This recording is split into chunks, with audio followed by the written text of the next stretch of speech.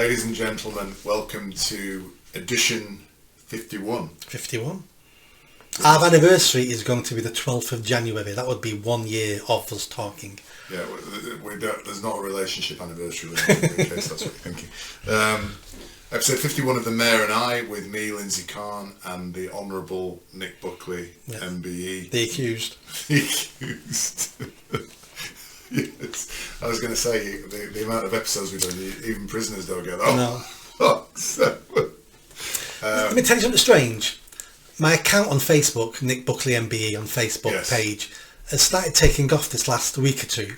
Oh, really? One post just went mental, and but suddenly, for the first time ever, and I've had this page now 5, 6, 7 years, whatever, I'm getting loads of abuse. Fantastic. So what are they saying? Oh, all sorts of things. You're bald, you're fat, you're ugly, you're a woman. Well, that's not informed political comment, is it? Oh, you never get anything decent. but 5, 6 years of having an account, and this is Facebook, is it? Yeah, I'm on Facebook. And suddenly, my posts are reaching so many more people that I'm getting loads of. I mean, it's like Water Ducks back. I've had it on Twitter. So it means nothing. It's just like Facebook was one of those accounts where I never got any abuse. Yeah. Well, you know what they say. What did Oscar Wilde say? There's only one thing worse than being talked about, and that's not being talked about. Yes. So I think that's great news. Yeah. Anyway, back to edition 51 of The Mayor and I, me, Lindsay Khan, Nick Buckley, the Right Honourable Nick Buckley, mayoral candidate, parliamentary candidate, man with a mission, I think it says on your website. Have you hit 21,000 yet? Oh, yes, yeah, we've hit 21,000 subscribers today. Oh, right, yeah. 21,000 subscribers. Yeah. I was kind of looking at the people we aspire to, people like Chris Williamson and people like that, but he's got something like over 1 million, 2 million subscribers. Right? And Ronaldo, I know you're competing against Ronaldo. He's about 50 million at the moment. Right. So you're getting there, just a little bit, One subscriber at a time. One subscriber, rather than 1 million a day as Ronaldo was getting. So edition 51, we talk about things in the news, things that are interesting. In the last episode we covered this guy who killed the young girls in Southport, and it now turns out we think he has some connections to Islam or certainly Al-Qaeda and things like that. Yeah. And he's been charged with terrorist offence. He has. I want to start off today, if you don't mind, Nick, to talk about a gentleman called Chris Kaba. Yes. And another gentleman called Peter, I put Peter Blake down here, Peter Lynch. Yep. As well. So Chris Kaba was a guy who was shot by a policeman in London, and there's been a trial that's been going on for a while now. Yeah. But I think what's been quite interesting is that the reaction of the media, and at the same time as Chris Kaba died, the day that Chris Kaba, the policeman, was let off, was found not guilty. Was let off. I'm as bad as the BBC. Found not guilty was the day that Peter Lynch died in prison. Yeah. Peter Lynch suspected suicide. Peter Lynch was a man who was the last video was him praying before a camera, saying, what are you doing or whatever around the Southport protests. Basically, he was arrested, even though he didn't commit any violence or whatever, and died in prison within a few weeks of basically sentenced to death as a political prisoner.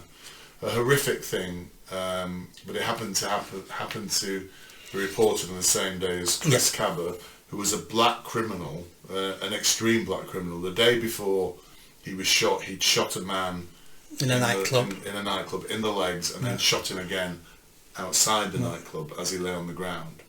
And he was trying to escape from the police, ramming his car into people when he was shot by armed police.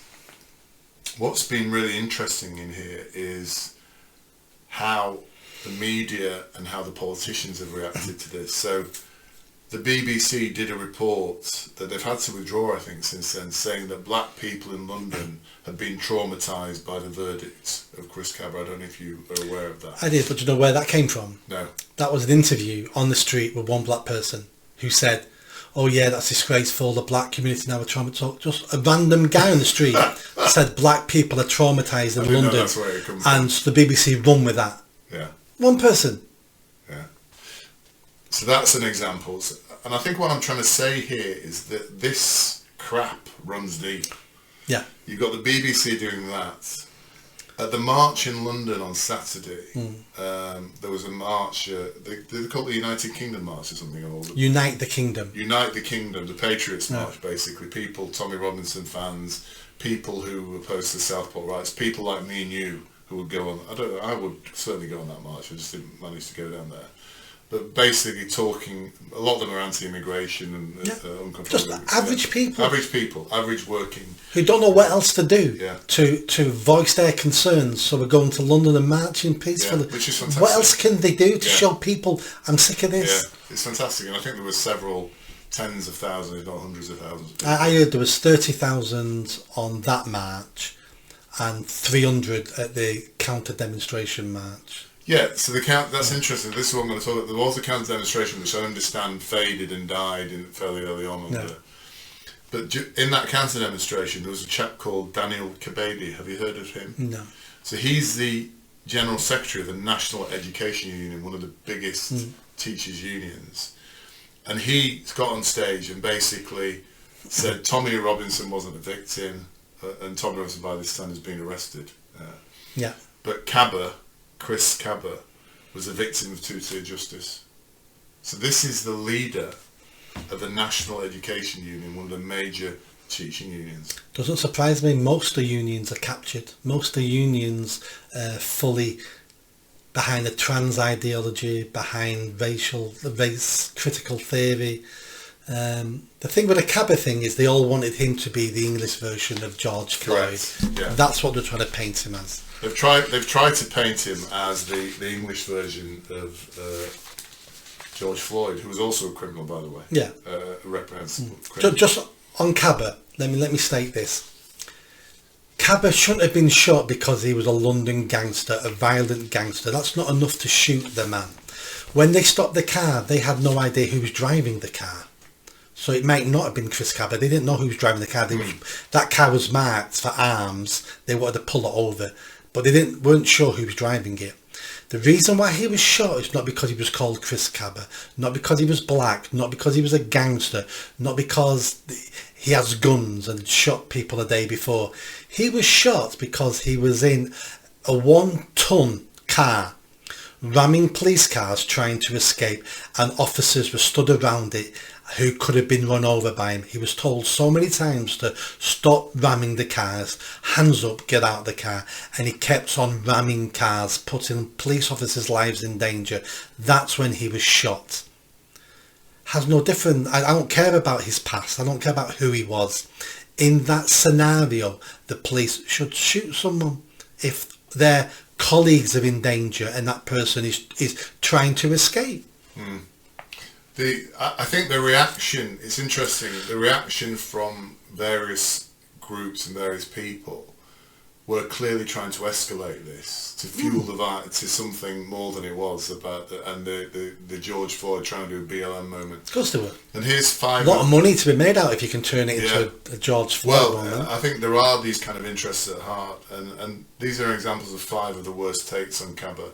Have you heard of the Runnymede Trust? Yes. It's a taxpayer-funded racial justice group. You know Lisa Nandy, the MP? Yes, I know Andy Spicer, yes. Well, her dad set it up, from what I can remember. That's good. That's good knowledge. So they were fuming on Twitter asking for real justice, families affected by racist state violence. The lack of police accountability perpetuates cycles. Our thoughts and solidarity with Chris's loved ones. And that's what they said initially. Then once the facts came out, they had to add, the police officer was subjected to a full independent investigation, and a criminal trial found Martin Blake not guilty by a jury of her peers. So they had to kind of immediately retract.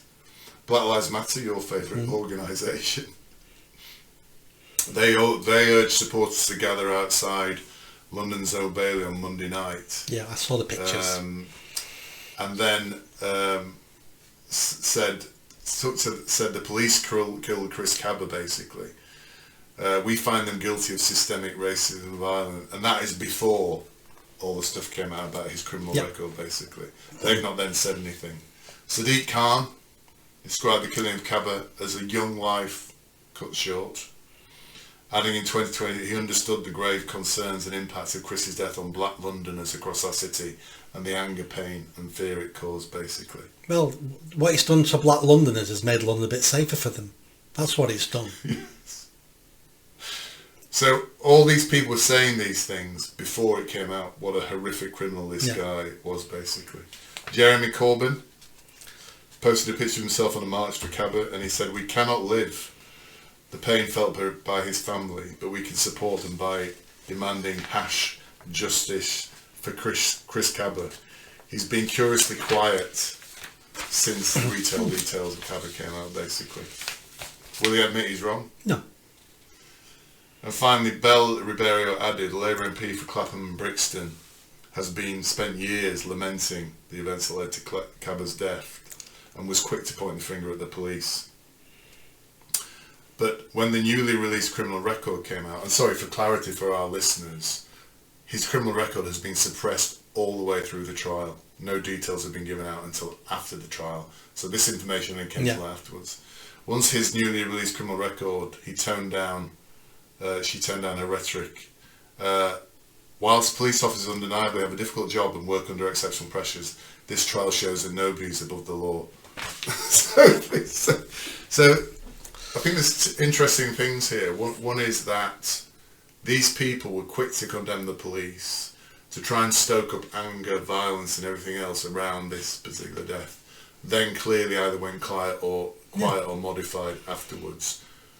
But I haven't heard anything like this rhetoric, this speech around the death of Peter Lynch. And I don't know if you have or are aware of it. It's because there isn't any. Even before UK have not discussed Peter Lynch. And why is that, Nick? Because it's connected to the Southport riots, it's connected to white, far-right people writing, and Reform scared stiff of being associated with anything like that. But nobody else has said it. What happened to the days when we were younger, where lawyers would take up a cause to try and find justice for somebody who'd been wrongly imprisoned? Most lawyers and most lawyer firms now are woke. And this is why I despair, though, Nick, because in the past, I remember there were lawyers like, is it Michael Mansell or Michael, the lawyers, human rights lawyers, who when people were arrested incorrectly or imprisoned or whatever, would start a campaign. Oh, that still happens now. Yeah. But not for old white straight men. Yeah. People like Chris Kaba probably got a very good lawyer on all free of charge and all that. He'll get it, but not an old white man. Yeah. So this is the bit I find very disheartening. All these people who've been arrested after the Southport riots, white people who've not committed any crime, there's nobody doing justice for Peter Lynch. Maybe there is a Justice for Peter Lynch logo, I don't know. Yeah. But there's not a campaign, there's not a fundraiser, there's not... No one on the streets, is there? No. No one's posting white squares on Instagram for Peter Lynch. Yes. He's forgotten about, he'll be forgotten about. Most of the people in the country have never heard his name. Yeah. But most of the people in the country have heard the name George Floyd. Yeah. That says it all. Yeah. One of the things that's been talked about a lot, and I wanted to talk about it with you today, is ECHR, which is the European Court of Human Rights. And the Conservative Party leaders who are basically, one of them, I think, in fact, both of them may be saying they're going to abolish. I think Jenrick is saying... Jenrick says we're going to pull out. Badenoch says no. Yeah. Can you tell our gentle viewers a little bit about this? I'm assuming you do know something about it. I know a bit about it, but I'd be interested to know why it's a hot topic. It's because in the Declaration for the Court of Human Rights, there's different sections there, and the one that messes up the most is the one that says people have the right to a family life. Which, like, well, do we have a life? Do we have a right for a family life? That's just so nebulous. Anyway, I don't even know why it was in.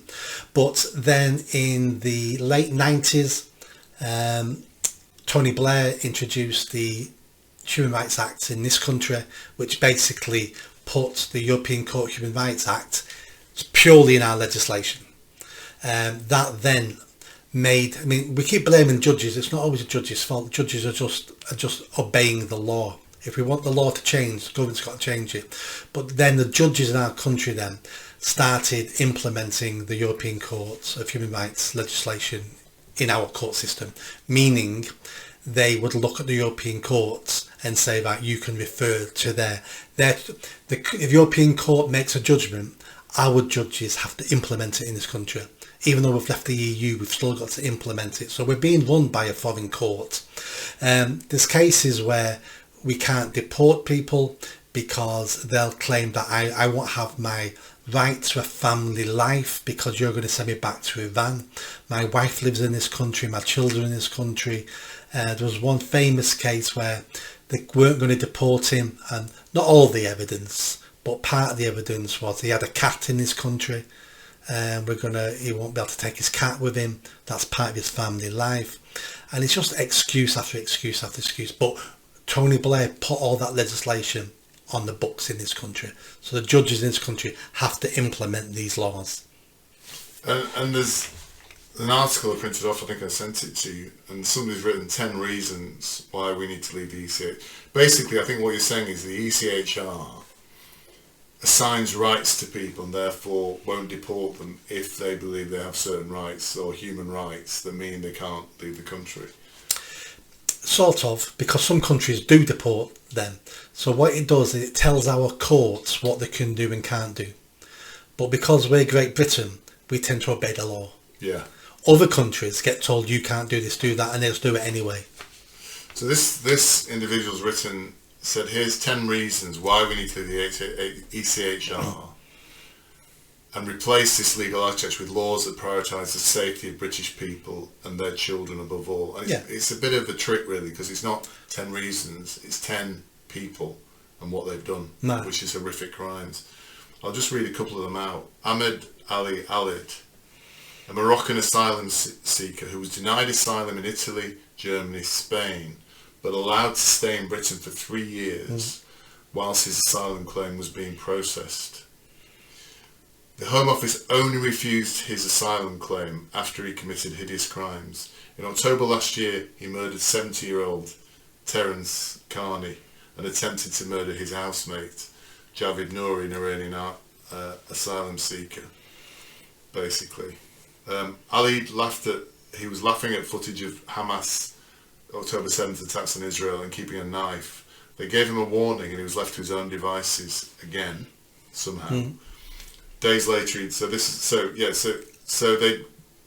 this guy who he killed, or tried to kill, the second guy, had reported his concerns to the police, but the police let the guy go. And then he went on to attack his housemate, and then he killed a pensioner who was going for a morning stroll, basically. So he was allowed to stay here for 3 years. Yeah. And this is all to do with ECHR, basically. Yeah. And after that time, he nearly killed a housemate and killed an innocent pensioner. Saki Hardy, an Afghan asylum seeker, staying in a government-funded hotel for asylum seekers, claiming he was at risk from the Taliban. Presumably that's why he was allowed to stay. Between December 22 and Jan 23, he twice raped a 12-year-old Albanian girl who was staying in the same hotel. Afterwards, he tried to bribe her to keep quiet, basically. He was sentenced eventually to a minimum of 8 years in prison. Shahin Darvish Nareja, I can't pronounce these names, an Iranian failed asylum seeker whose permission to stay in the UK expired in 2015. His application, but he was allowed to stay. Jan 22, so he came here in 2015, was allowed to stay all that time. In Jan 22, he murdered Brenda Blaney, an 87-year-old woman who befriended him after they met in a restaurant. She invited him to live with her in her North Yorkshire house. He strangled and stabbed her to death, smashed her head on the kitchen floor, stabbed her in the chest and cut her throat. He was diagnosed as schizophrenic and now he's indefinitely retained. So that's just 3 of the 10 examples here. Those people all were allowed to stay in this country because of ECHR. And I'm guessing a lot of the immigrants who are in the hostels and stuff are allowed to remain for the same basis. 100%. That's why we have this problem. That's why we didn't have this problem 30 years ago. It's all because Tony Blair wrote this legislation into our laws. But it's not just the European Court of Human Rights we need to leave.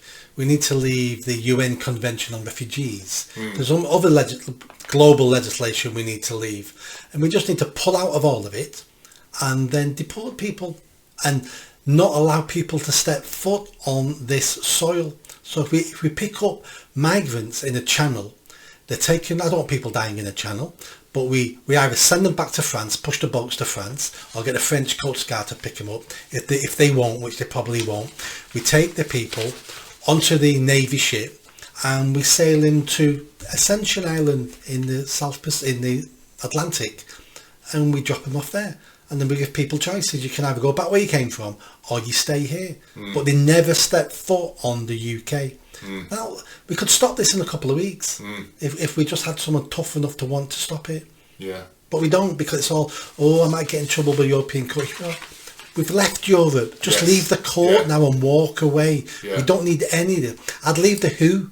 I wouldn't leave the United Nations per se, but I would be spending no time at the United Nations. But I'd keep our seat on the Security Council. It might come in handy one day.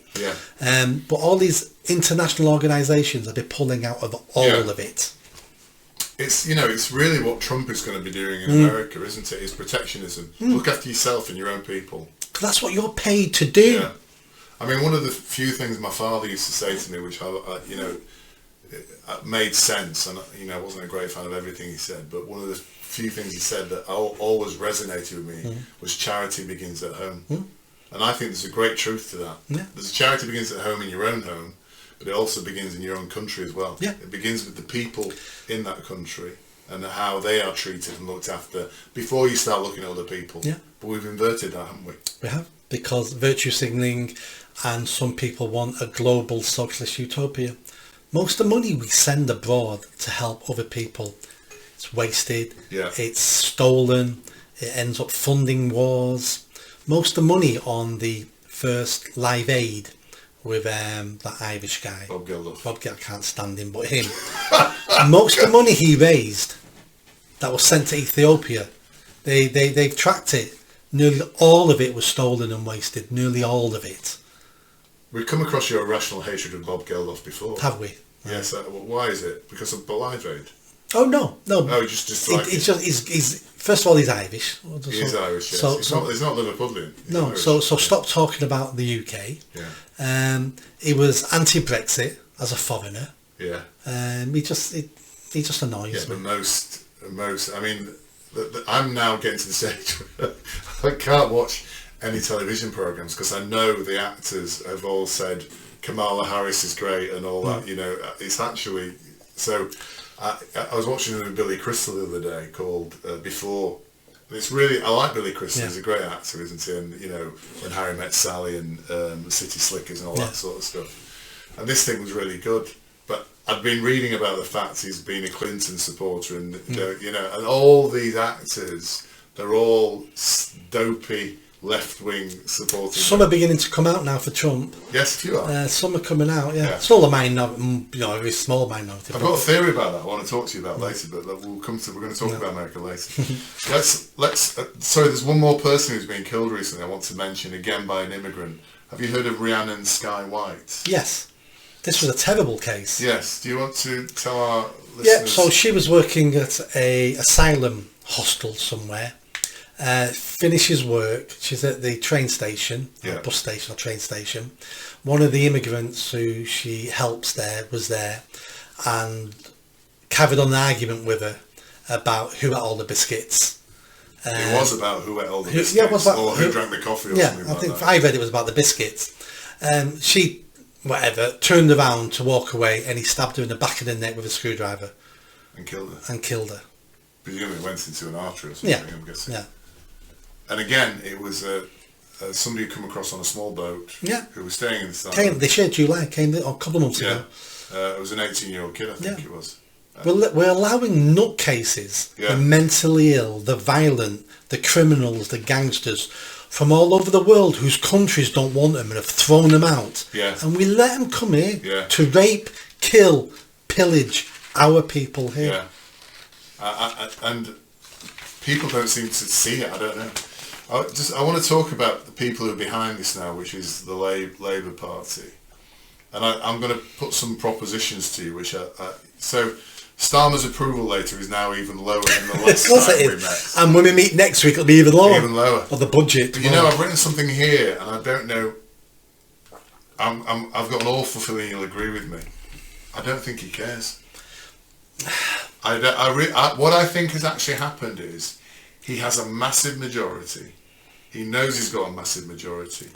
He's a socialist, Marxist nutcase, and he sees this as a fantastic opportunity to get that infrastructure in place with nobody stopping him. I think he's not as stupid as we think he is. I think he thinks nobody can stop me now. I've got 5 years. I've got at least 3 years of creating absolute bloody chaos, and nobody will do anything about it. So all this thing about resigning, you said he'll resign by Christmas and stuff. I've been reflecting on this, and I actually think he's not going to. He doesn't need to. I think he knows exactly what's going on. So when I say he'll resign, no politician ever resigns because they want to resign. They're told by everybody behind them, resign or we just push you out. So they all resign. They're really pushed out. That's what will happen to him. He'll be pushed out. He won't But suddenly. who's going to push him out? Well, his party, because they're looking. They're as nuts as he is. But they're all nuts, but they all want to be elected again. So let's wait for the budget. No, I agree. They want to be elected again, but they don't have to worry about that for 4 years, Nick. They don't. But if they're looking at him now, going, this is going to kill us forever.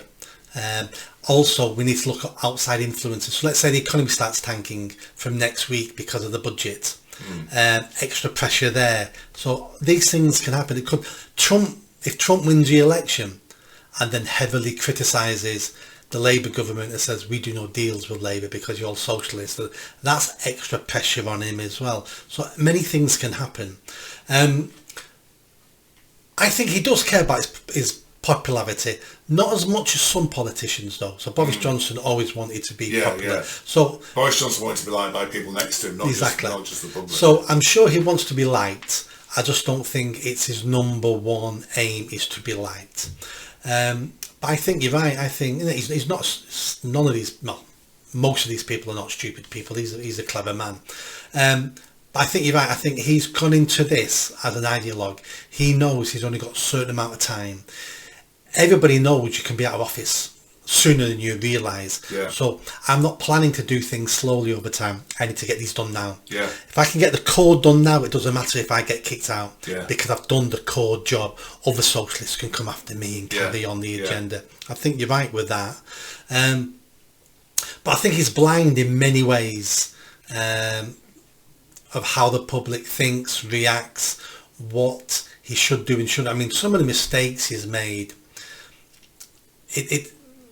and that's his weaknesses. He can't always see the simple mistakes he's making. I don't think he has to see. I think it's like the winter fuel allowance. It doesn't matter.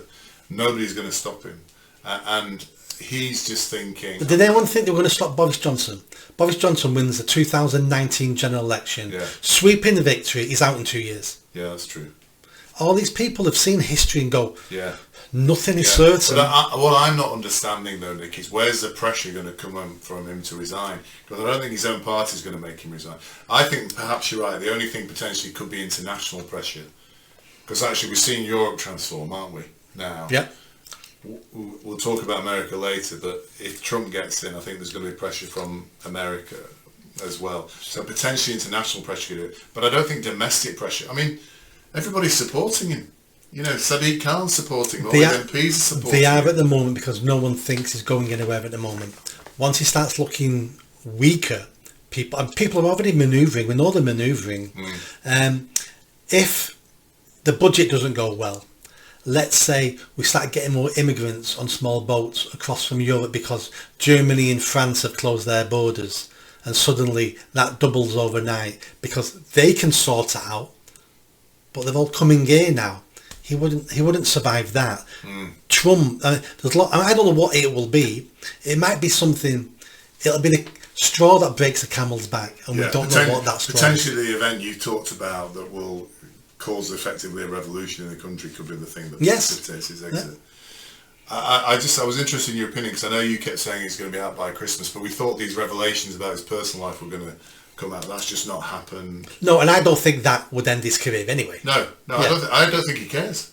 I genuinely don't think. I think he thinks it'll be slightly inconvenient or whatever. But he's a robot, the guy. He's been raised by two communist parents. He's been called Keir Starmer after Keir Hardie. But all he knows is socialism. He was a Marxist at university, wasn't he? I think, or whatever. All he wants to do is get a Marxist ideology. As you say, he's an ideologue. He wants a Marxist society in place, and he's taking the steps really quickly. And that's why I think he said, get used to taxes increasing, guys. Because taxes are going to go up to 60%, but everybody will have a job. And that might be what kills them. So it's hard at the moment because the budget's tomorrow, Wednesday. And let's see how bad this budget is, and let's see how the markets react. Let's see how business people react. Let's see how the average person reacts. Well, the average working person, whatever that bloody means. We'll come on to that in a second. But you're basically holding your arms open and saying, make it worse. Yes. Because you want it to get worse. Yes. It has to get worse before it gets better. But that's my next question, Nick. What is a working person? Now, to answer that, you would the easy answer is anybody who works, anybody who sells the easy answer would be anybody who sells their labour and time to somebody else is a working person. Now, a clever politician or a sneaky politician would then argue, well, first of all, what does the word working mean? So we need to define what working means. A person's easy to define. I think that's anybody. But everyone will have a different definition of what the word working means. At the moment, well, first of all, me and you would think, well, it's anybody. But they've already said, oh no, not rich people, because we don't class that as work. Not people who aren't doing manual stuff, that doesn't work. Not people who've got shares, that doesn't work. One of his examples was somebody who can't write a cheque to get himself out of trouble. It's like, well, I can't. I don't have a checkbook. You've got a checkbook these days.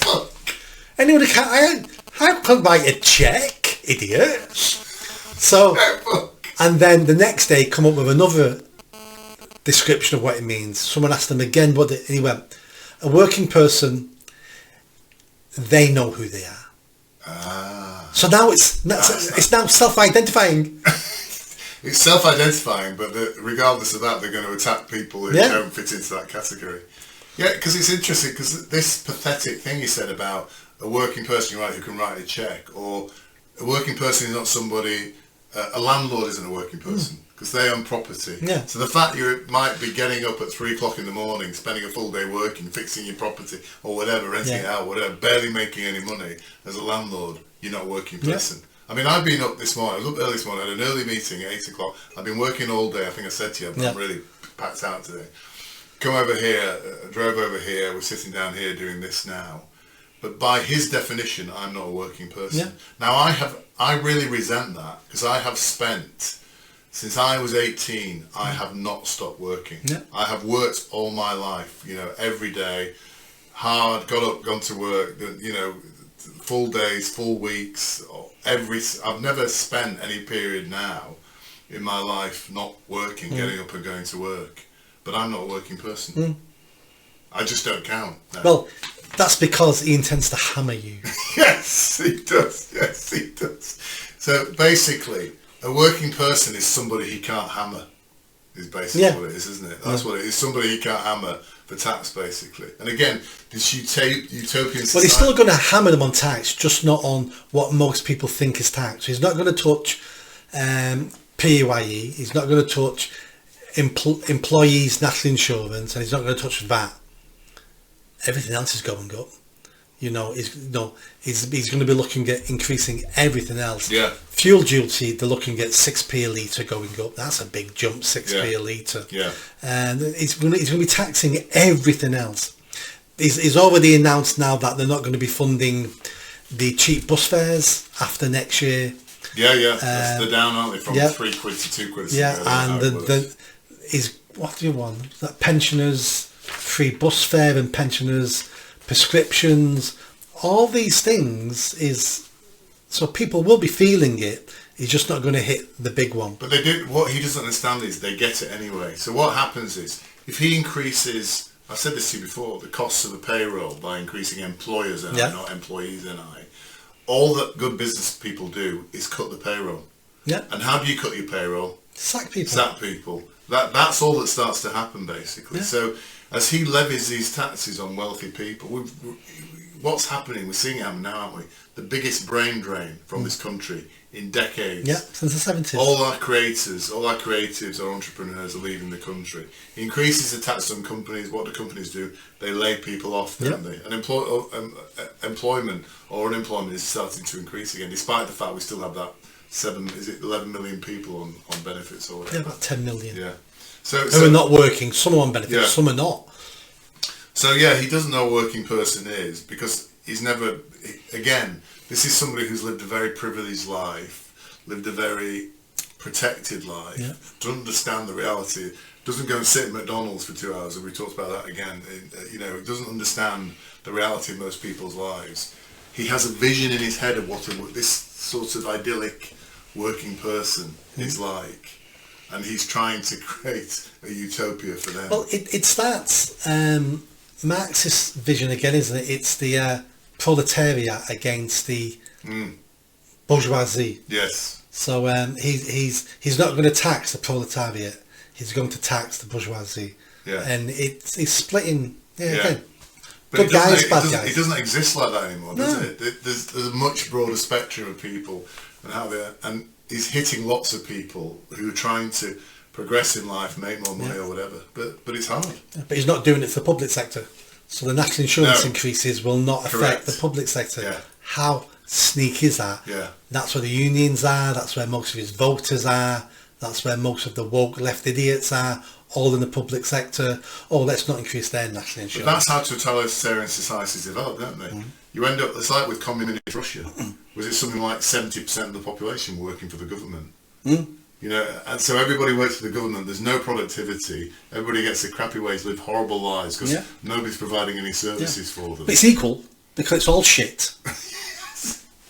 Unless you're in the Politburo, in which case you're one of the top guys. But I remember even at school we used to talk about communist, because it was communist Russia then. And they said, so the teachers even then used to say to me, oh, everybody in Russia's got a job. It's like, everybody gets a job in Russia. I thought, they presented it, even then they were presenting it as some sort of bloody utopia. Well, same with the transatlantic slave trade. Yeah. All those slaves got jobs. Just because you've got a job doesn't mean it's a good job, doesn't mean you're not treated well, doesn't mean you got any money, you don't get any food. So, But this is the communist Marxist utopia, isn't it? It's like a virus in some people's heads. They are just so out of touch, but they have been voted into power. Yeah. So there's a Welsh Labour person, I can't remember what her, so she's published something recently saying racism, this is now the definition of racism by the Labour Party. Racism is when a white person holds negative views of other ethnicities. So we are now not allowed to hold, or you are, sorry, you're not, I can't, because I'm not a white person. You're now not allowed to hold any negative views of any other ethnicity. But it's been like that for decades, and finally we've got someone who has admitted it and told us. Yeah. That I believe it. That is what racism is. Yeah. Racism in this country is a white person with the wrong views. Yes. That's who a racist is. Yeah. It's got nothing to do with anything else. It's as simple as that. Yeah. It's only white people who can be racist. Yeah.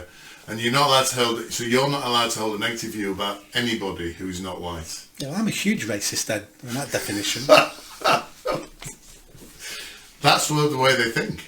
That's the way they think. And the fact they're actually prepared to say that in public just shows how deluded these people are. But it's great that they're getting to a stage where they're telling us. Yeah. Because the more of this that comes out, the better for us. Yeah. Because there's nowhere to hide there. You can't be. There's no subtlety about that definition, is there? And we saw the quality of the Labour MPs that have come into power by one particular, I don't know his name, I think you probably know his name, knocking a bloke to the ground. Did you see that? Oh, I know him. I've been in meetings with him. Are you joking? No, I know him. What's he called? He's called Mike Amesbury. Mike Amesbury, yeah. Who's he the MP for? MP for, it's like Runcorn. Really? Runcorn, St Helens. It's near Liverpool, Wovington way, down there somewhere. He was a Wythenshawe, Manchester City councillor. Right. When I worked at the council 20 years ago. Oh, right. Yeah. One of my crap jobs was I took every month, there was a senior meeting of all the top councillors, 10 of them, and to discuss crime. And because I was middle management, I had to go and take the minutes of that meeting. Oh, I see. So I was on like 35 grand a year to sit in a meeting and write notes. It's like that's how much they used quality staff there. And he was one of the top councillors. I forgot what he was in charge of at the time. And then when I left and took redundancy and set a charity up, I emailed him because I think he was in charge of children's services or something, and because my charities work with young people, I asked for a meeting saying this is what I'm doing now that I've left the council and stuff like that. And he kindly invited me and sat down, listened to my charity and stuff like that, which was amazing because you wouldn't get anyone letting anyone, only because I knew him through these meetings. He seemed a nice enough guy, but this story broke on Friday evening. This is what it looks like. So all you see in the CCTV footage. Well, initially you see a film on a camera, wasn't it? Yes. On a phone camera. That's what you saw first. That's what I saw originally. And he was just hassling some guy on the ground. Yes, shouting at him and stuff like that. And straight away I went, we've not seen all the footage. It's like the Manchester Airport. Yeah, they're saying that he's punched him to the floor, but maybe he did. But he's an MP. Maybe he's protected himself. Defending himself. I just don't know. But then the CCTV outside a shop captured the whole street. Yeah. And again, you don't see all of it. You just see most of it because the guy's just literally standing there. Yeah, you see 2 seconds before he's punched. Yeah. That's all you see. Is 2 seconds before this guy's punched. But the MP and this guy's talking. The guy who's not the MP, he's got his hands in his pockets. He's stood there. Yeah. There's no moving. No threatening movement. No, there's nothing like that. And all of a sudden the MP punches him in the face and knocks him to the floor. But really aggressively as well. Yeah, really and then carries on punching him while he's on the floor. Yeah. And it's like, I'd like to see the 10-15 seconds before that to make sure he'd not jumped on him first and then jumps off him and then gets. So I still want to see a bit more footage. I would suggest, given the stance of that guy, the fact he was actually lower down than him, I don't think there've been any previous altercation. Well, I don't think there is, because he's now had the Labour whip removed from him. Yeah. But they've let him keep his knuckle dusters. So I'm not sure how that works. That's my attempt at a joke. Is that your joke? Yeah. But yeah, if you could just let our viewers know when the joke is coming so they can prepare themselves. Yeah, so it's lost a Labour whip. It's now a criminal incident, so please look into it. And it looks horrific, and I thought, this is the quality of the people we voted into power here. He sounded drunk. On the first video was on someone's phone, and he was shouting at the guy, and he's slurring, and he sounded drunk. Yeah, but even if you're drunk... Oh, no, it's not. I'm just saying... I wouldn't do that even if I was drunk. You don't attack. It's a very dangerous thing to hit a man like that in the head when he's stationary like that, when he's not prepared, because that's how you get brain damage. You go to the number of times you hear about people being hit like that, falling over, hitting the head and dying. I saw a man do that. Oh, really? I worked in a pub in Manchester Centre called the Moulders Arms. It's gone now. It was behind Piccadilly train station. I was about 20, something like that. It was heavily used by post office men because there was a post office depot next door, and I was always serving the same guys. One afternoon I'm sat there, they've all finished shift, and two guys I knew having a bit of an argument. One was about 50, one's about 25, and they shout at each other. It's like, should we go arguing over postal things? No, whatever, I can't remember now. But one said to him, should we go outside and sort this out? I said, yeah, let's go outside. So both got up, free will, walked outside, stood in the street, and the younger one was quicker, punched him once, and I watched through the window, punched him once, he fell backwards, hit his head, corner of the paving, died instantly. Oh my God. Yeah. What happened to that guy, the 25-year-old? Arrested for murder, dropped to manslaughter, and I didn't follow the court. He went to prison, presumably. I wouldn't imagine so, no. You don't think he went to prison for I that? wouldn't imagine. It'd be manslaughter, it'd be an accident. Both men went outside to have a fight, Yeah. and he fell backwards and smashed his head on the thing, so I wouldn't imagine he went to prison for that. I mean, because they were post office workers, I mean, if he'd maybe stamped on him, I would have understood it. Well, he was going to punch. That was my joke. Well, he was going to punch him, Although but you can't joke about things like that. he was going to punch him, but it turned up 4 days late. Yeah, we'll move on from the joking section of here. Carrying on with the Labour revelations, it turns out Rachel Reeves, our glorious Chancellor, who has claimed on her CVs many times she was an economist at the Bank of Scotland, was not actually an economist at the Bank of Scotland. I read somewhere that she worked for the complaints department. Yes, it was something like that. She was kind of a middle lower tier clerk basically, but she claimed to be. So again, the quality of these people. First of all, but who doesn't lie in a CV? I don't. Not that I've ever done a CV. There we go. You were for yourself, but everybody stretches the truth. There's a difference between stretching the truth. Don't bear in mind she's an MP. Yeah. And she's a public figure, and she's meant to be a purveyor of honesty. Yeah. To actually say on your CV you're working as an economist when you're working as basically a note taker. No, but she was working as an economist in the Bank of England or something. I think she did go on to then work, but she wasn't an economist in the Bank of Scotland. I get your point. And she's now going to drop this budget on us, basically. As we said, Keir Starmer in a speech, I think yesterday, said higher taxes forever, which is now coming in. And then Wes Streeting's fiance. I find it quite difficult, maybe because I am an old fart now, to talk about a man having a male fiance. Feels uncomfortable to. That was where the LGBT nutcases all went too far with gay marriage. Yes. That was when. Well, they're not actually married, just engaged. But to get married. Yes. But that's where it all went wrong with gay marriage. Up to that point, then all fine. Gay marriage was a step too far. And why was it a step too far? I'm interested to know. I'm not questioning it. Step too far, as in marriage always has been and always should have been between a man and a woman. That's why we created civil partnerships, that a homosexual couple could live like a married couple, have all the rights of a married couple, share pension, everything a married couple could do, they could do under a civil partnership. And that's why we created that. I thought that was fair. To then want to go, well, no, I want to take something that's meaningful to you and I want to be included in it. Well, no, you're a man and you're a man. You don't get called marriage. You get called civil partnership. And then once they got that, right, what other crazy shit can we have? Oh, men can become women. And it all just went on from there.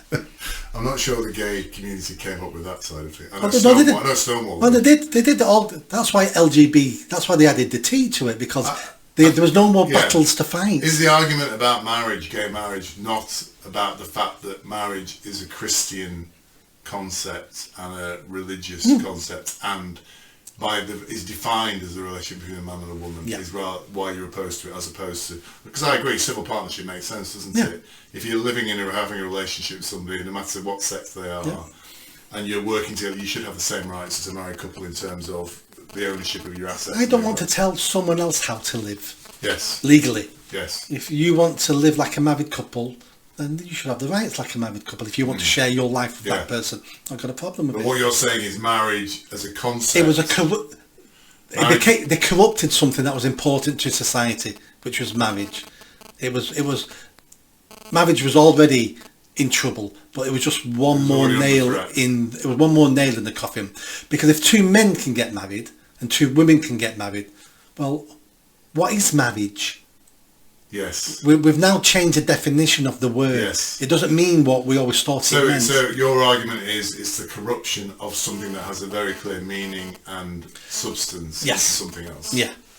Yeah, which I think is a perfectly valid argument. And there was many gay people who actively talked about they don't want gay marriage to be law. A good one would have been Douglas Murray. He said he was against gay marriage. Really? Yeah. How's Barry on it? Barry's a good friend of ours, gay friend of ours. I don't know. I'd have to ask him. I'm not so much. It's not so much I'm opposed to Wes Streeting having a male fiancée. Yeah. It's the fact that that male fiancé has now been employed in a £105,000 government role.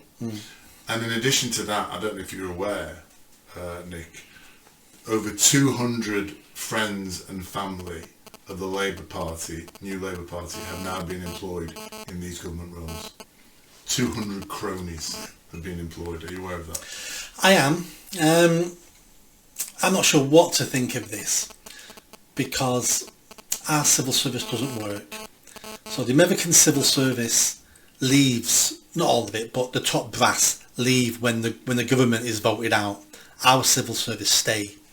We've realised now over decades our civil service do what they want, and the government can't force them to do what they want them to do. So if the Labour government have brought people in to these positions to help them run the country the way they see fit, I'm for that, even though I think they're running the country the wrong way and these people I won't like to forget all that. But if that's the only way an elected government in this country can get the stuff done they want to do because they've been elected, then that's a type of democracy. We need to address our civil service. I'm not sure how we do it. I'm not sure if...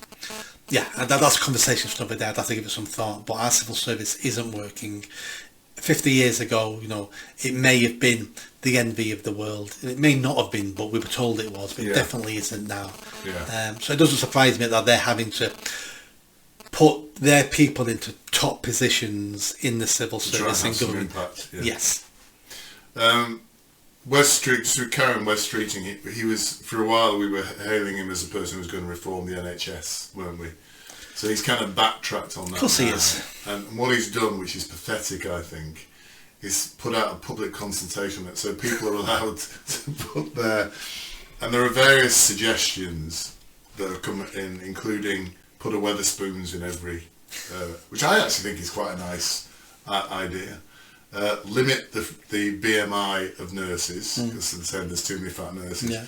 And rather than many serious suggestions, there's just a list of hilarious things that the public are now putting in. It's like that, it's like that boating but boat face thing as well. But what's pathetic is that they're kind of trying to delegate that responsibility to the public.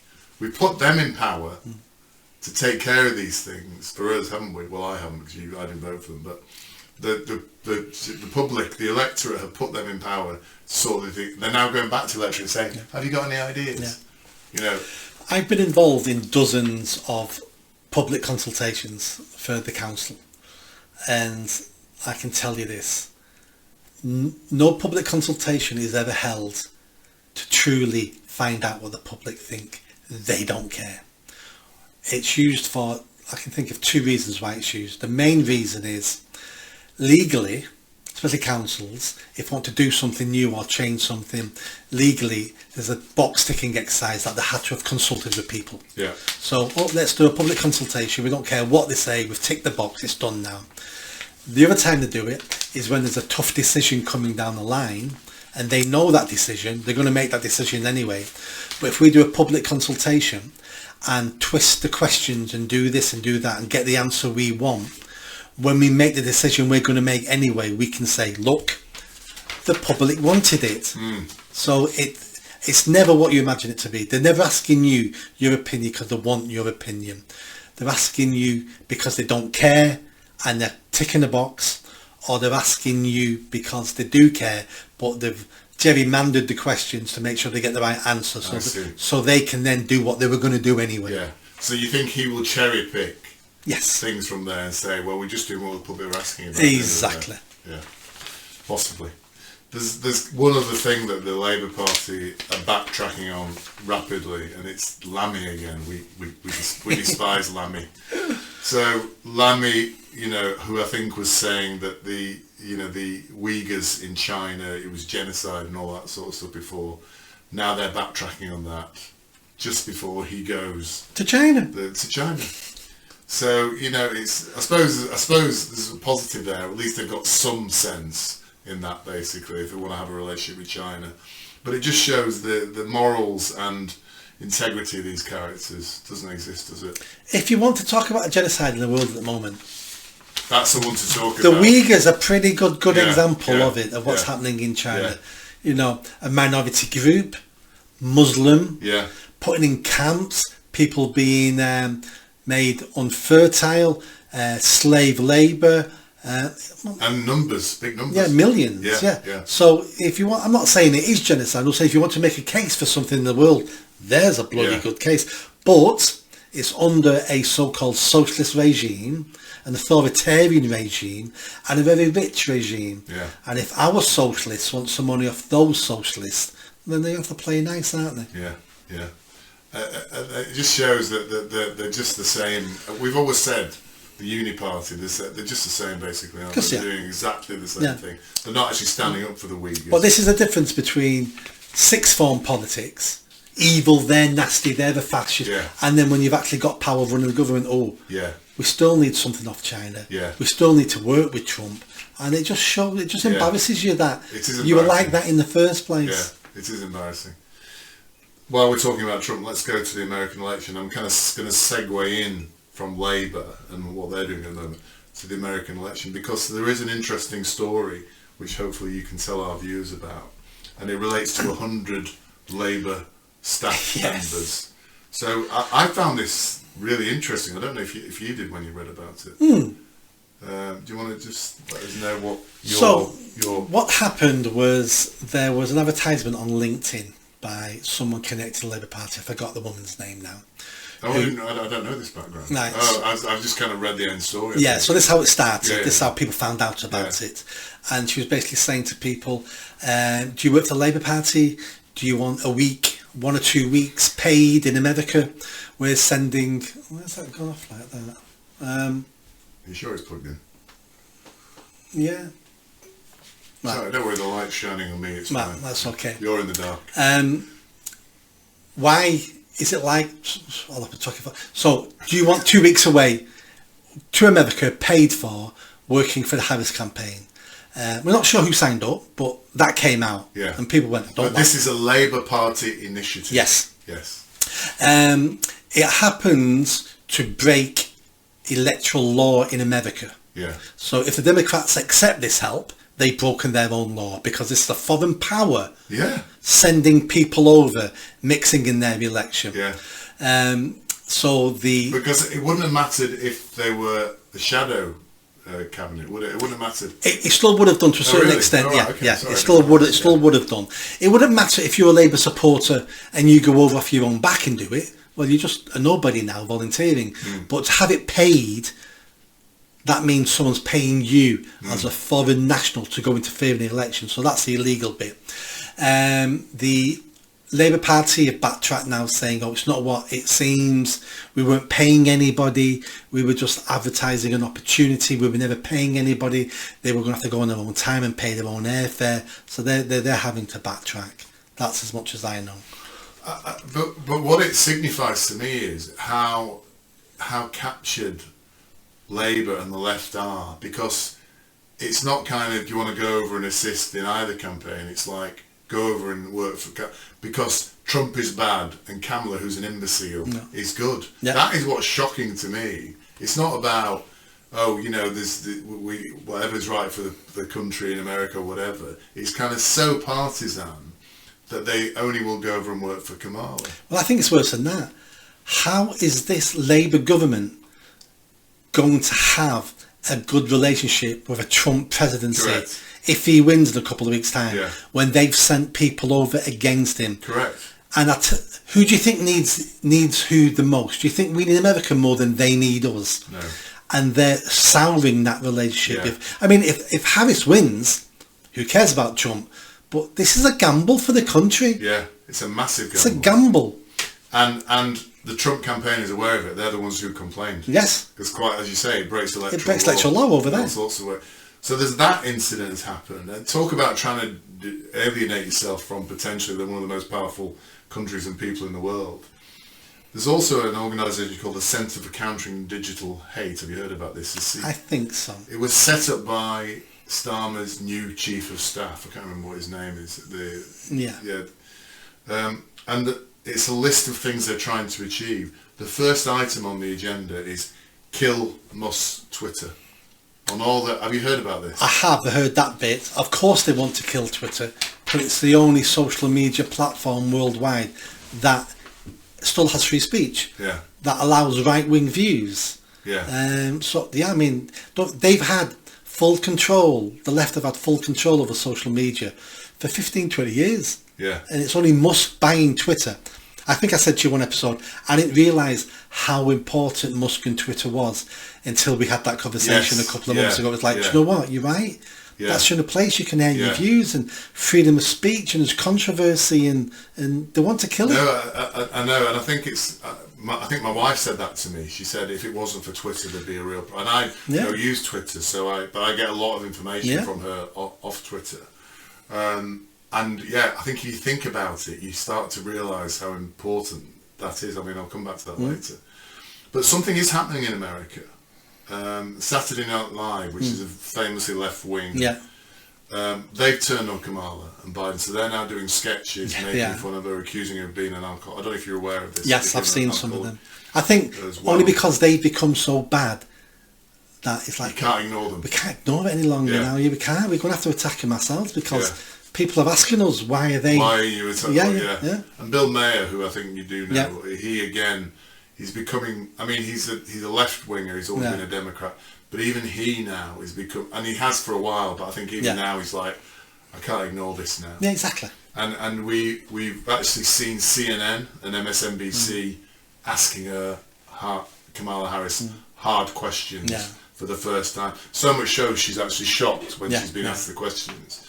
So there's something happening there with the media, with the comedy or whatever. They are actually starting to actively work against Kamala, or challenge her properly. I think they have to, or they're doing it because they know the people watching their show are demanding it, and they're seeing through the fog now. So they know if we're not serious, we're going to lose all these viewers. We're struggling anyway. We'll be out of business next year. Yeah. So I think they're being forced by public pressure to do a better job. Yeah, which is great. Even Biden is now throwing her under the bus. So she famously didn't speak to Ron DeSantis. You know, have you heard about Hurricane Milton in America? It's a big hurricane. It's a recent one. Florida. Yeah. Very, very bad. I mean, there was a superb article where a dopey reporter tried to pin Milton on climate change, and Ron DeSantis just eviscerated the guy. Just said, look, and went through a whole lot of... I know he's a bit boring, DeSantis, which is why I didn't get the nomination, but he's a superb... He's got his facts. He's a superb politician. There's no doubt about it. He eviscerated this guy. Yeah.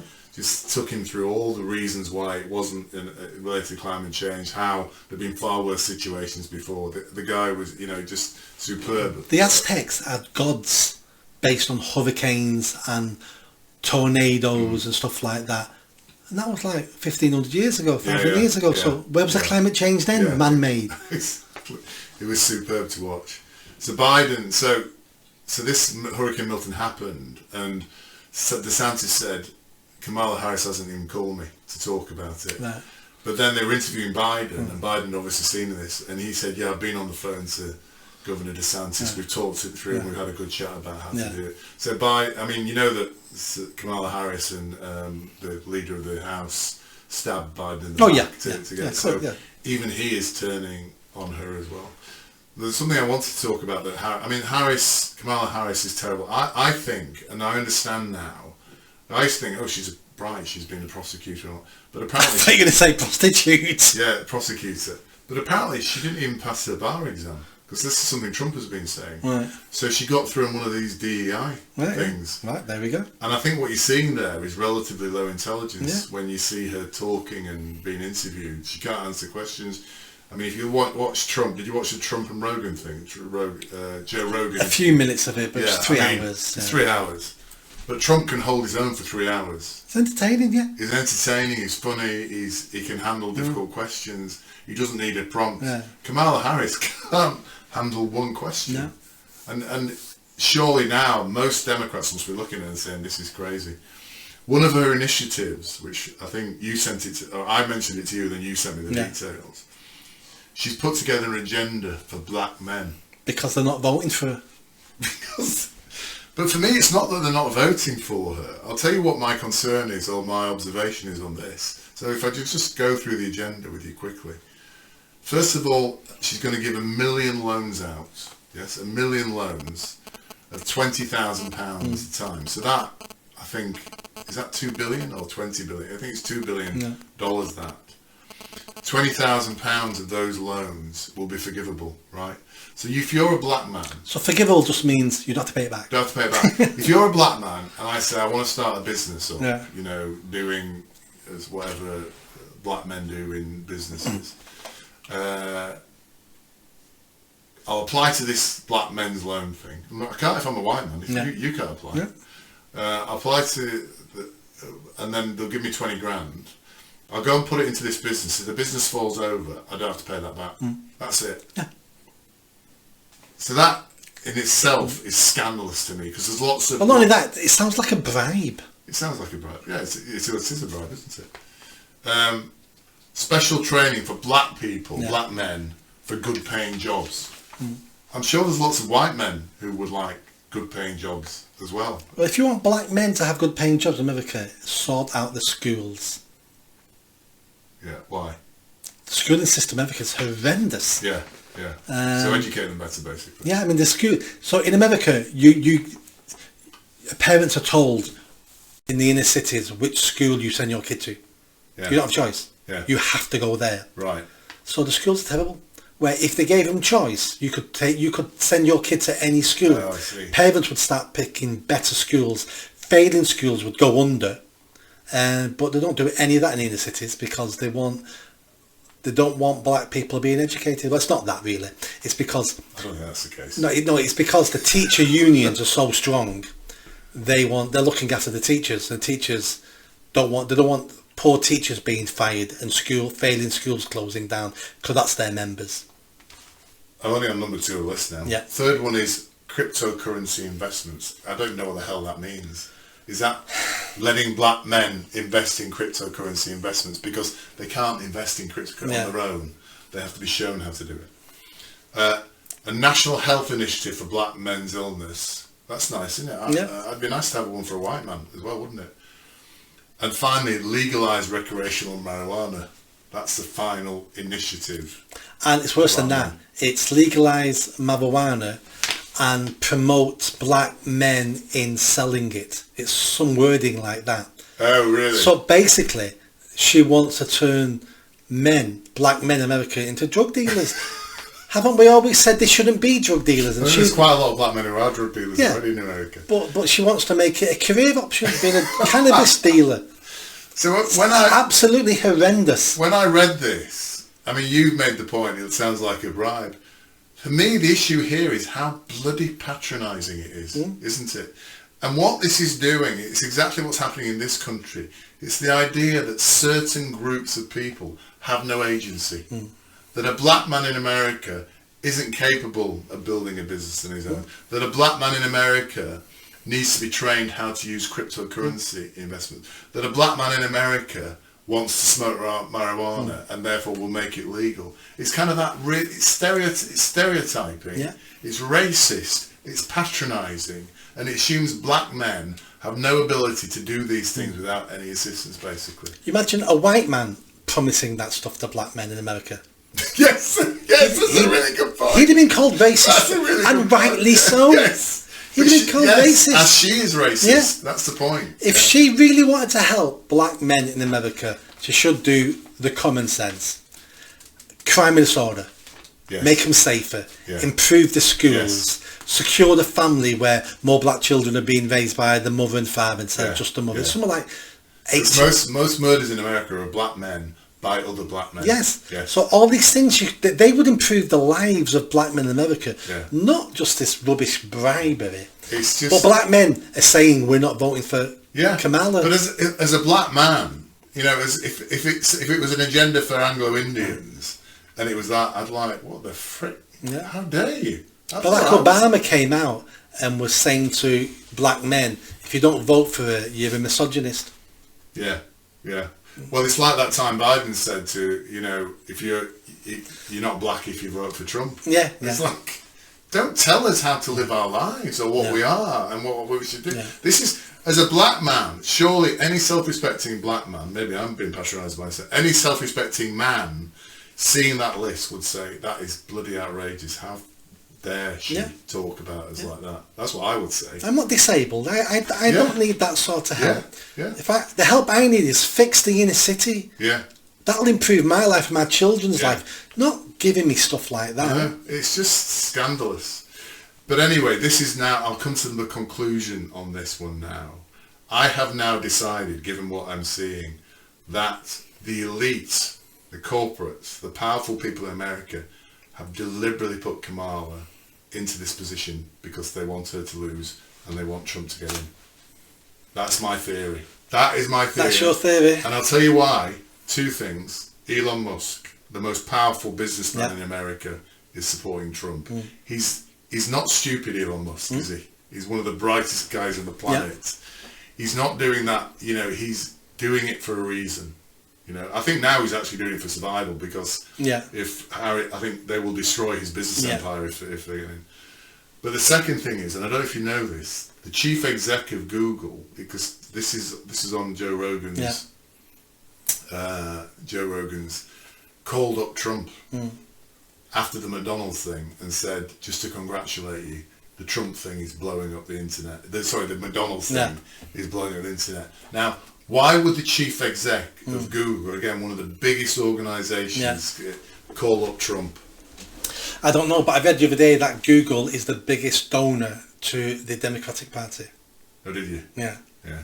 Well, what I think has happened now is I think the big corporates in America, the elite, have realised that they will make more money under Trump than they will do under Kamala Harris, under the Democrats, because the Democrats have gone too far on the woke thing. And I think they have engineered this. Because if you think about it, she was put into position without a primary, without a proper process, wasn't she? There's lots of very good Democrats out there. And lots of people hate her because of that. There's lots of people who wanted to run for that job. And Joe Biden hates her for stabbing him in the back. And it was all last minute because of the failings of him with the debate. Well, that's what we're told. Yeah. But, so I think this has been engineered. I think they want her to lose. And I think she is going to lose. Big business has a lot of input. So this might be what they want. It might not be for the reasons you think, but it might be for the reasons you think. Well, there's other things. There's other things happening as well. Did you see the Beyonce thing? I heard about it. Yeah. She turned up, said something, and left straight away. So they've been saying for weeks now, Beyonce's going to turn up and do a concert for Kamala Harris. Yeah. She turned up. She was on stage for about 10 seconds. Turned around and went. Yeah. They know. Beyonce knows what's going on now. She knows what's going to happen. So that's why she didn't stay on stage. I might be in an echo chamber and I don't know much about American politics, but from what I'm seeing online, especially on YouTube, looking at the data and people talking about the data, it looks like Trump has got a massive win coming. Well, they think he might even win before Election Day based on the postal votes. But you can't... but even the most nonsensical person can't see that he's so much better than Harris in terms of his presentation and whatever. No matter if you're a Democrat, even if you're going to vote for Kamala, you've got to be looking at this and saying, oh my God, she is just dreadful. Yeah, but people will still vote for her because they hate Trump. That's that Trump derangement syndrome. But it's just the swing states that need to vote for Trump. Yeah. It's just 6 states. And I'm also... more people in America are waking up as well. Yeah. So I would imagine the amount of people who've got Trump derangement syndrome are less than there were 4 years ago. Yeah. Because I've looked at what went on. Did we vote for this? Look at the state of the country. I mean, they've got a huge migration problem as well. They've got immigrants killing people. 10 million people have come in since Biden came to power. Yeah. That's a massive number of people. And most of them are turning up at the democratic cities. Yes. So that they're all going, we don't want this. Yeah. Yeah. So I've now got one more question. I'm conscious of the time. We're getting to the end now, but just one more question for you. What happens to the world? I'm serious. What happens to the world? What happens to Britain? It's a big question. If Trump doesn't win and Twitter is taken off Musk. So that is a scenario, because I think if Trump doesn't win, they will close down Twitter. They've got very good, they will go after Twitter. What happens to our world if that happens? Because I think, my personal view is, I can't articulate it as well as you, but I think it'll be a catastrophe if that happens. I think you're right. If Trump doesn't win, it sets us back as a world, as a nation, because the changes he'll bring in and the benefits he brings in, we'll be looking at here going, we want some of that. He's scrapped all these departments, he's done that, he's done this, and the economy's booming, he's ended migration, and we'll be looking at going, we want some of that. Very hard for people to vocalise what they want when they can't see it. We've got somewhere to point and go, we want that. We want the strong man. We want someone who will take on the blog. We want someone who doesn't care what you say about him. He's getting it done. So that'd be great if we get that. If we don't get that, then we've got more of the same. And then if they manage then to go after Elon and shut down Twitter, what would we do? I think people will be going underground, won't they? I think it'll go underground. I mean, Twitter will still go underground, but most people won't know how to access it. I think maybe Truth Social will take off, which is Trump's. Yeah, but if they can shut that down, then they'll shut. They'll have to change legislation to shut, but then they can use it to shut anything down. So if Twitter goes, I think they'll be in for a few years of a good time. We've got rid of it, but I think the frustration, the anger, will boil over, and we could see mass violence in some of these places, because it's different when you've never had Twitter, you've never had the truth, but to get the truth and freedom of speech, and then for someone to go, and we're taking all that away, that hurts more than never having it in the first place. So I don't think that people would put up with it. They'll have a couple of years of going to court and but I think the people will have their say. I also think if Trump doesn't win now, because the polls are all saying he's going to win, he's way ahead now. I think if he doesn't win now, there'll be something funny that'll happen, and I think there'll be civil war in America. I think it will spill onto the streets. I don't know. I don't know what the feeling's like over there. And the last few elections that I've seen, whoever loses always accuses the other of cheating. And Trump did it.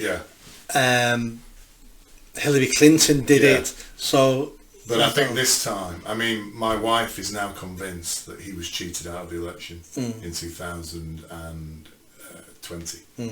She's now convinced. She said she thought it was a joke at the time, didn't believe it. Now, based on what she's seeing and hearing, she believes that he was cheated. But unless something extraordinary happens, and there's not long to go now, is there? It's 4 days, I think. Is it November the 4th, or is it a week? It's just over a week, Yeah. I think unless something extraordinary happens in the next week, I don't see how he can lose, because he's so far ahead. But we don't know what they've got up their sleeve. Well, there's been 2 assassination attempts on him. Yeah, I know. So, I mean, if that... flipping it. I don't even... I am actually very worried about... You could see violence erupt if they kill him. Yeah. Oh, God, see violence erupt then. Because they'll know then that this is... Okay, so I'm conscious of time. I just want to finish on one thing that I'm sure you've got an opinion on, and it's back to Labour again. So there's now a Labour MP proposing, and we're heading towards bonfire night now, that fireworks need to be banned because they upset cats and dogs. So this, for me, I don't know how you would interpret this. I interpret this as, how do we squeeze the very joy from people's lives totally now, so that the kids aren't happy, people can't have a good time. I know, let's ban fireworks, and the one time of the year people like to have a bonfire night, enjoy it, have a fantastic thing or whatever, we'll ban fireworks. This is Labour. When you first said that, then she wants to ban it because I thought you were going to say harm to children, and it's probably in there. But it's the fact she mentions cats and dogs. Who cares? Cats and dogs. I don't care. Now, over my lifetime, the strength for fireworks have dramatically declined. The strength? Yeah. Really? Yeah, when I was a kid, I mean, it depends where you're buying from. But You're probably right, actually. Or is that just our childhood memories believing they were louder? When I was a child, if you had a firework in your hand that went off, it'd blow your fingers off. Yes. Doesn't happen now. Yeah, that's true. So they become weaker. If you'd asked me this 10 years ago, I probably would have said yes. I probably would have said, do we want people with fireworks made out of gunpowder, buying them, setting them off, causing antisocial? I dealt a lot with misuse of fireworks over many decades. Yeah. So maybe it all should be ticketed events, professional events you go to. Which are good as well. And good, and maybe that's what we do it. But I've not thought about this, but when you were talking then, my initial response was what I just said. But as I was saying it, I could hear another voice going, wait a minute, Nick, you answered that a bit bloody quickly. I would put this down to another attack on our culture and tradition. Yes. Bonfire night is not about setting fireworks off. Bonfire night is about remembering a failing parliament where somebody had had enough of their government and wanted to blow up the Houses of Parliament. Very interesting. Gunpowder, treason and plot. That's why we have fireworks. And that's why we used to have a guy and bonfires. That's what it was all about. We don't have it now. Halloween's taking over, which is an American import. Yeah. And we're losing that part of our memory of why we celebrated that for so many hundreds of years. So at this moment in time, I would say no, we don't ban fireworks, because it's another attack on our history, our culture, our memory of how our government and our country should be run, and the consequences to them if you don't live up to what the people want you to do. That's a really interesting point. I like that. That's really good. I like that. It's a really good point, isn't it? Let's not let them remember what it was all about insurgency and about rebellion against the failing government. Yeah, that's really interesting. I just thought it was nanny state. Let's just stop them enjoying anything, the bastards. We're not going to give them beer. We're not going to let them smoke. Let's take fireworks off them as well. Nobody speak for the cats and the dogs. I know animals suffer at bonfire night, but in the grand scheme of things, I don't care. Correct. I don't care. Unless you're actively trying to injure the animal, and then I care. It's very hard to hit a cat with a rocket. I've tried. Stop, we're going to get complaints. All the cat ladies watching us. You can chuck a banger at them, which is alright, but if you're actually trying to shoot them with a rocket, they move too fast, and they see it coming as well. I try every bonfire night. It's truthful. So with that startling revelation from Mr. Nick Buckley, MBE, very, very insightful, if you don't mind me saying so. Thank you very much for another episode. Very nice to see you. Thank you. Did you enjoy that video? I think you did. Come on now, hit that bell, subscribe, comment. Let's build this channel. I need more followers, I need more subscribers. Be part of the journey. See you soon.